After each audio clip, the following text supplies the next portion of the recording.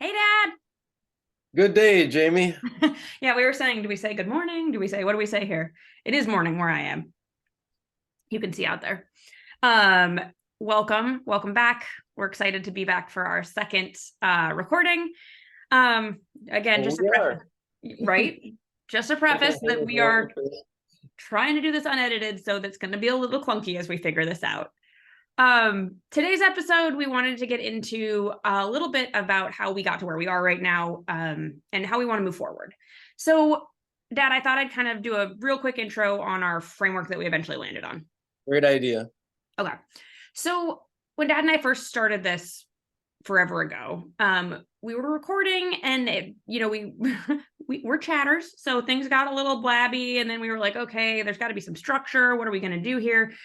Why are these conversations working for us and not for some people? So we started doing a little bit of thinking about that. And ultimately, we landed on these kind of five topics, five areas of interest. And we landed on a very rough framework for how we think that the two of us have productive conversations. Again, we know that there are a lot of people doing this from an academic level. That's not at all what we're trying to do. And we are not trying to claim that we are those experts. These are just things that we noticed about our own conversations that are probably true about conversations that you're having. And we thought it'd be helpful to kind of outline them for ourselves to be a little more transparent about how we think we can have productive conversations. On a wide range of subjects, and not everything works perfectly. And part of what we want to be able to do here too is hear from those who have a chance to view these broadcasts, these programs, and help us understand more about what they think on these same issues or on their own issues too. Yeah, huge thanks to the few of you who watched the last one. We really appreciate it. Thanks, Mom. And we'd love to hear your feedback, and we'd love you to be trying this along with us. Let us know things that are working for you, things that aren't, things you want us to talk about. I hope you Um, like my comments, Jamie. yeah, yeah, you got to do that under a different name on the YouTube channel. Okay, so I thought we could just bring up one of the conversations we've had fairly recently and talk about how we did it productively. One of the ones that we have, I'd say pretty regularly have a conversation on is issues related to gun access and gun control. Yes, and that is a very good example of kind of because there are so many issues that fall into that camp of Yeah. constitutional issues or issues on which people have positions based on external information. This isn't something that's necessarily personal for them so much.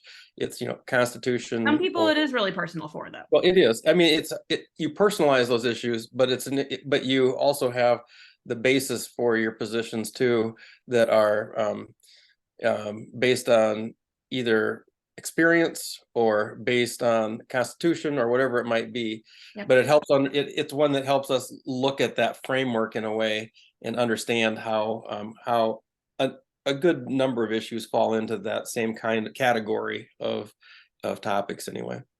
Totally. I think one example I'll give was this was probably a few months back. We were talking about gun access. And I remember at one point I paused the conversation and I said something like, okay, I actually don't want to talk about gun access, big picture. I want to talk about this teeny little piece of it. This is the one thing I'm interested in talking about today. Can we talk about that? And it kind of reframed our discussion because, obviously gun access, gun control, that's a huge issue. There's so much that falls under that umbrella. And instead of us going back and forth, maybe on different levels about it, we were able to talk about a very specific piece of it. Which also is a part of our framework that we look at is why are you engaging in the conversation in the first place? Yeah. Why does one party or the other party or how many parties you have, why do they care to engage? What's the purpose of engaging at all? Yep. But for us, it was an issue that we each had kind of personal feelings about for various reasons. And there's different aspects of that issue on gun control. It could be on a specific type of weapon. It could be on general laws, regulations, whatever it might be. And so we end up discussing those kind of topics quite regularly. But what we're talking about is why have that conversation in the first place? What's the reason for having that conversation? If people are entrenched in positions, is there a reason to engage? In the first place, what's the value of it? What's the purpose of it? Yeah, I really like that, Dad. And I think that's one of my favorite parts of our framework is sort of the objectives component. Like what is your objective and what is the other person's objective in engaging in a conversation? And I would say that often for you and me, the objective is not to sort of win somebody over or change their opinion. We know that's not going to happen regularly. But it's to better understand each other, to better understand your opinion, my opinion, and why and how we got there. That isn't always the case. Sometimes our objective changes. Sometimes it is to share new information that somebody got, or to try and sway somebody's opinion a little bit, or to whatever it might be.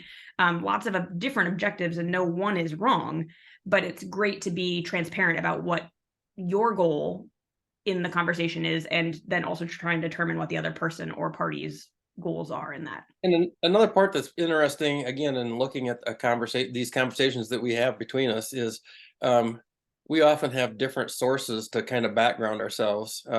Some of it might just be general information, constitutional law, whatever it might be. Some of it might be the issue of the day, where a state has a regulation, or there's federal legislation being considered or whatever, that causes us to think, what do I know about this? What do I need to know about this? And what does the other person know about this? What's their background on it? Those are helpful things in on the fly having a conversation, getting a better handle on. Because sometimes I know I make the mistake of making assumptions about what you think about something, Jamie. Totally. And it's helpful to say, well, why do you think that? I mean, what causes you to think that?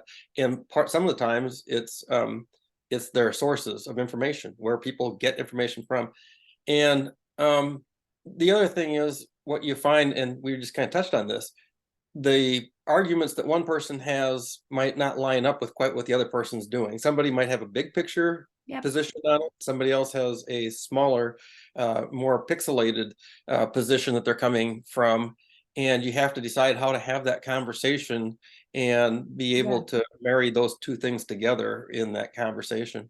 Totally. I mean, I think this happens all the time with people having conversations about abortion access, right? Like, are you talking big picture countrywide access, or are you talking contraception information being just, displayed at schools? Like, these are all under the same umbrella, but like different people for different reasons and at different points in time in their life have different concerns about them. But you're right. And a very important part of it, because there's also emotion that gets behind all of those positions. And those are the things that sometimes prevent us from having constructive conversations. If you can identify those things that motivate you and what the conversation is about, that helps everybody understand things. And again, we kind of go back to one of those points we just talked about a little bit before, the objectives. What are you trying to accomplish? And is there something in the middle of the conversation that says these objectives can't be met with how we're interacting on this too? So on the fly, you're evaluating those objectives and figuring out, are there other objectives as we're going along in the conversation that might be met, that give us reason to continue the conversation? Totally. So I'm going to kind of backtrack from a few of the things you just said, because I think you hit on a lot of points in the framework, and I'm just going to reference them so we have them for future episodes. Okay. The first one you mentioned was assumptions. So, what is it that you are thinking the other person's thinking? Are you making some assumptions about them, either based on what their news sources are or what they've said to you in the past? And rather than making those assumptions, are we actually letting people speak to their opinions? Or are we choosing to not engage because we're worried about the way we think someone's going to, all of these things, but letting assumptions be something that we actually address head on, rather than just have in the back of our head and impede us from having a human conversation. The second one was the parameters of the conversation, which we've referenced a few times here. What's game? What are you allowed to talk about? What are you not allowed to talk about? Where are you drawing boundaries? And those can be both personal, like, I don't like when you talk to me that way. That makes me feel like those words hurt my feelings, so that's not game for this. Or I'm talking about this part of this topic and you're talking about this part of the topic, so we need to hone in on what we're actually discussing. And then the last one you talked about was sources, and I know this is a big one with you and me, because we have different ways of consuming news media and other sources. So a lot of times you and I will have not competing information, but different information about a particular topic. And some of our conversation is like, oh, well, that's really interesting. I'm curious about why your information looks that way and the information that I have looks this way. Well, and I think that too, the sources part of it is sometimes falls into the assumptions too. If Yes, you ask somebody, where did you get your information on that? Because that's not what I hear, that's not what I read, that's whatever the case. Um, if somebody tells you what their source is, sometimes that affects what you think of what the other person is saying. totally.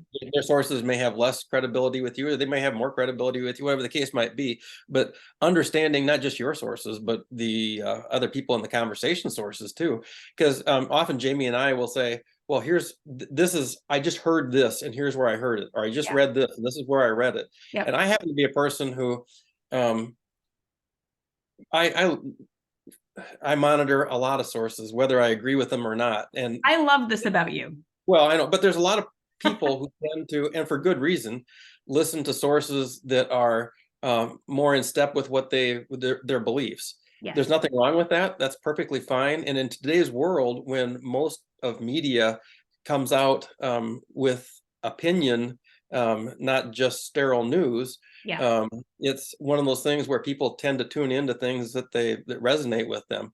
And I like to listen to things or read things that I disagree with. I have subscriptions to publications that I don't agree with their philosophy, their ideology, whatever the case might be. Same thing with um, some of the talk radio I listen to. I like to hear kind of what's behind what people are saying on those issues. And it comes from probably my career, my background, that's one of the reasons I like to do that. But sometimes when I hear that in other people's conversations, I kind of think, well, that must be what they're listening to. That must be how or what they're Yes. reading.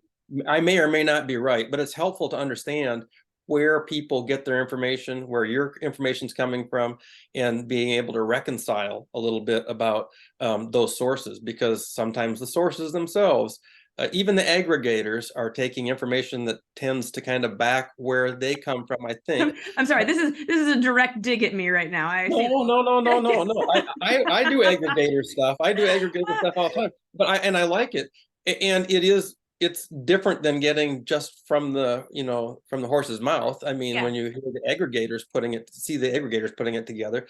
But that's fine. That's good. I think it's just there's value to understanding where both you and I are coming from. I mean, where you're the person you're talking to and yourself are coming Yes. from on those issues and where they get their information. I think it's Well, and I helpful. think the thing that's also good for us to recognize when we engage in conversation is you like and listen to news on both of these wings, right? And that riles me up. I don't like to listen to the wings. I don't like that really intense that intense and opinionated news. And we know all news has a bias. That's not a bad word. That's just true. I like news that's very fact based, and I like an aggregator because I like them to pull things from both sides so that I can analyze that in a very fact based, neutral environment. And we know that. So a lot of times the sources you're bringing are are a little more amped up, I would say, than the ones that I'm looking at, which isn't bad. It's just good for us to both know when we come into a conversation. Yeah, one sidebar observation on aggregators too. I think they like to put headlines that draw your attention. That's the whole point, to get you to click. But the other part of it is sometimes when you read the stories, you find out the stories aren't quite what the headline wants to lead you to believe. And sometimes that's helpful because you think you're reading something that tells you one thing and you find out, well, really the story is a little bit different. I see how they wrote the headline, but that's not quite what's in it. We'll get more into sources, as you all can tell. The last piece I wanted to just hit on, because I think we've kind of talked about it, but we haven't really directly stated it, is the last piece of our framework is this obstructions and gateways. And it's the way in which you find pieces of a conversation that are going to hinder it and things that are going to move it along. And I'll give an example here. I always know that if I bring up grandkids, our conversation is moving forward positively, right? Like that is always a gateway for us. So, and there are pieces that are going to be obstructions. I know there are pieces for me and dad when we're talking, there are pieces that you're going to know that with other people. Like these are things that are going to be, that will make this conversation more difficult. And again, it doesn't mean those things are bad or those things are good or whatever. It's just information for you to have going into a conversation so that if you want to have a productive conversation moving forward, you can take that data in and change the way you're having your conversation to accommodate it. Yeah, and I would say that that's really helpful. And honestly, the more you engage with people, the more value those things have. When I'm visiting with you, Jamie, about conversations, I know, for instance, what sources I have that are sources that you don't find as credible as other sources. So it's Totally. helpful for me to be able to say, hey, before I'm going to talk to her about that, I think I'm going to go look something else up and try to find something. And I get better educated in it, Yep. and I think it's helpful in long-term conversations. But again, what we're trying to do here is help people, including ourselves, continue to dialogue and to do it in a way that when you get done, you feel good about the conversation Yes. and your relationship with the people who you've engaged in the conversations with. And it's a positive experience for people. Yes. And we think that there's all too often today, it's too polarized for people to appreciate that. And there's nothing wrong with any of those positions. None. We both have polar positions on a number of issues, but to have conversations on the places that make a difference for us, that where we can do that. And I think that's a really important part of the framework, is to figure those things out, to be able to do it on the fly, to kind of have the five basic spokes that we have in the framework, and be able to continually analyze your conversations in a way that's pretty simple and that you do naturally, but to think about it as you're doing it too might be helpful for people. Yeah. And so we just wanted to do this kind of quick intro for you all on these 5 things. So it's objectives, parameters, obstructions and gateways, sources, and assumptions. We're going to be referencing them in upcoming conversations that we have. But more importantly, we're hoping that you all will let us know what you think. Try it out. Join us. Tell us what topics you want us to talk about. Nothing is out of bounds for us. We have conversations about everything. And we'd love you to reach out to us. This is new and we're just figuring it out. So you can reach us at ourhouseundivided@gmail.com. We also have an Instagram account now, so that's pretty exciting. But we would love to hear from you. Let us know what you want to hear about, what is good for you, what isn't, feedback on how we're doing here. But this is just the second time we've done this. Well, we want to hear things that do work for you, for other Yeah, people, and things that don't work. That might be exciting too. We could give examples of things totally. that work, what happens. But Very whatever, I dramatic. think it's one of those things where we think that having these kinds of personal interactions are helpful, that in the long for individuals, for processes, for just having And a nationally, this is so important nationally right now. yeah, it's not just family, it's friends, it's people at work, whatever the case. Those interactions are important part of just human life, and we want to hear from others on what works for them to continue those kind of conversations. Yes, totally. Okay, so we'll wrap it up for today. Thank you for tuning in if you did, and reach out to us. Let us know how things are going for you, what things we should talk about, and what you'd like to see moving forward. Thanks, Jamie. Love you. Love you too. Bye, Dad. Bye.